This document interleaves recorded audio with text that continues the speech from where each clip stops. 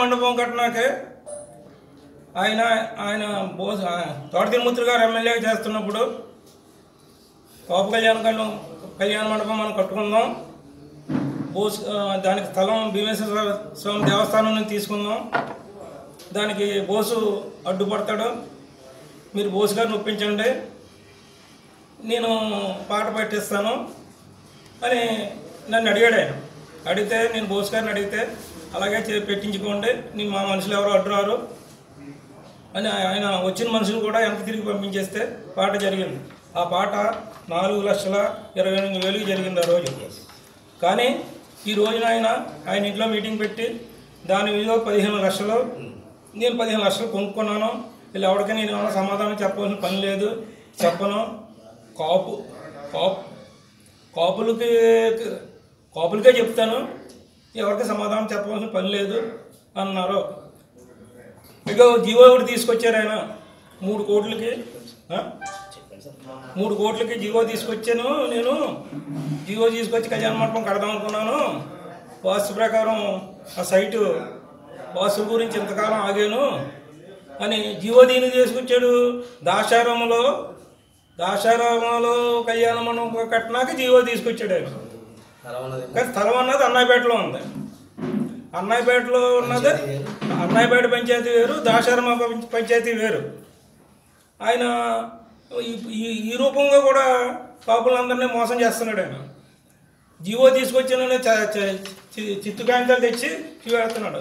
ఆ GO copy ఇదిగో మా దగ్గర ఉంది, ఈ డాక్యుమెంటు మా దగ్గర ఉన్నాయి, ఏ రోజున తయారు చేసుకున్నాం ఏంటో ఆ జీవో, అతను తెచ్చిన జీవో ఇది, డాక్యుమెంట్ ఇది. ఈ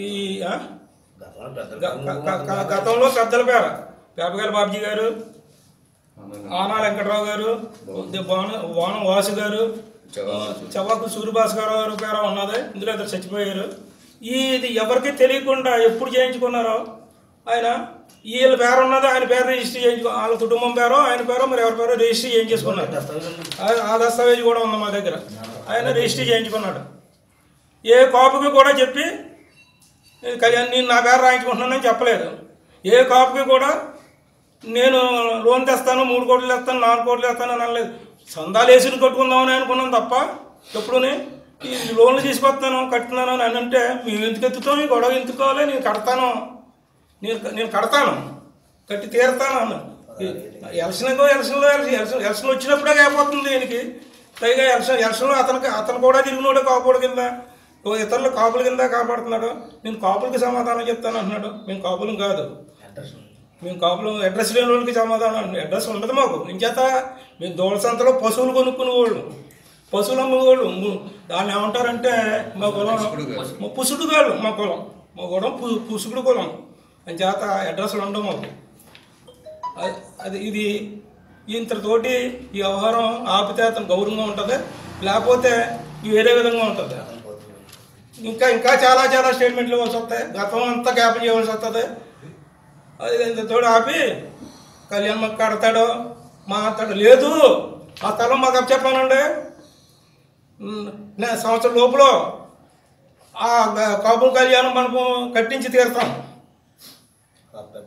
పెద్దలకు అప్పచెప్పి పెద్దల ద్వారానే కట్టిస్తాం. మా చేతిలో కోహం లేదు, పెద్దలకు అప్పచెప్పానండి కట్టిస్తాం. అంతే తప్ప లేనిపోయిన మాటలు ప్రజల్లోకి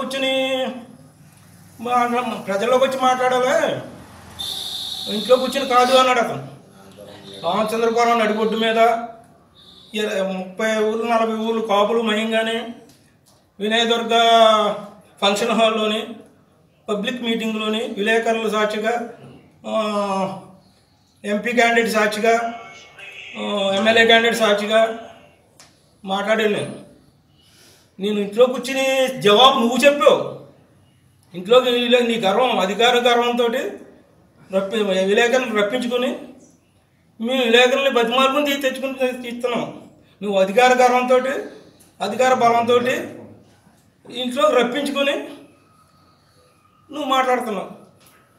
అది ఇంతటితోటి దీన్ని విరమించుకుంటే అందంగా ఉంటుంది.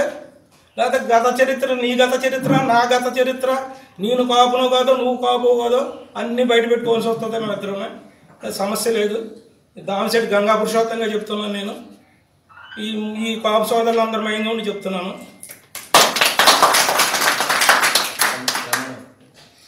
నేను మళ్ళీ ఇంకోసారి చెప్తున్నాను,